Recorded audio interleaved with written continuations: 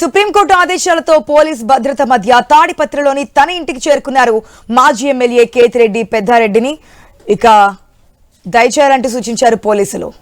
తాడిపత్రి నుంచి వెళ్లిపోవాలని సూచించారు. ఈ నెల 10వ తేదీన సీఎం చంద్రబాబు అనంతపురంలో వస్తూ ఉండగా ముఖ్యమంత్రి భద్రతలో పోలీసులుంటారని, తాడిపత్రిలో పెద్దారెడ్డికి సెక్యూరిటీ కల్పించడం కష్టమని సూచన చేసినట్టు తెలుస్తోంది. సీఎం పర్యటన తర్వాత రావాలని సూచించారు పోలీసులు.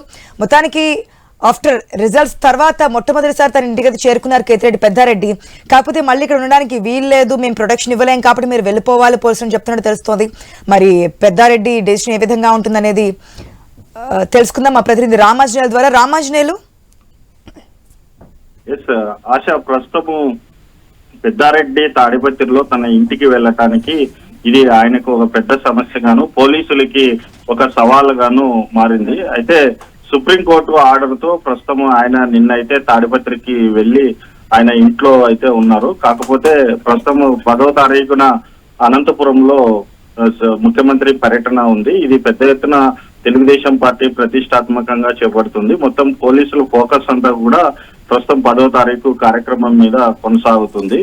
అయితే వీటికి సంబంధించి మరి పోలీసులు ఫోకస్ అంతా అక్కడ ఉంటుంది కాబట్టి తాడిపత్రిలో భద్రతా రీత్యా ఆయన తాడిపత్రిలో ఉంటే ఇటువైపు రాజకీయ శత్రువుల నుంచి ఏదైనా ఇబ్బంది కలిగితే అక్కడ బందోబస్తు ఏర్పాటు చేయడానికి పోలీసులకి ఒక సమస్యగా ఉంది. కాబట్టి చంద్రబాబు పర్యటన తర్వాత నువ్వు తాడిపత్రికి రావాలని చెప్పేసి ఆయనకు కూడా సూచించారు.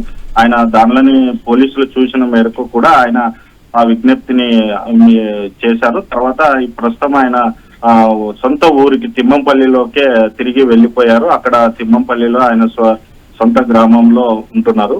కాకపోతే తాడిపత్రికి రావద్దని చెప్పినప్పటికీ కూడా ఇటు జేసీ ప్రభాకర్ రెడ్డి తర్వాత పెద్దారెడ్డి ఈ ఇద్దరు కదలికల మీద పోలీసులు నిఘా అయితే పెట్టారు. కానీ ప్రస్తుతం తాడిపత్రిలో కూడా ఇద్దరు నేతల ఇళ్ల వద్ద బందోబస్తు అయితే కొనసాగుతుంది. అక్కడ మరి ఈ ప్రోగ్రాం ఉంది కాబట్టి ప్రోగ్రాం తర్వాతనే రావాలని చెప్పేసి సూచించడంతో ఆయన ఆ మేరకు పోలీసులకు సహకరించినట్టుగానే తెలుస్తుంది. మరి ప్రస్తుతానికైతే తాడిపత్రి ప్రశాంతంగానే ఉందని చెప్పొచ్చు. ఆశ. Right, thanks for the update Ramanjaneyulu.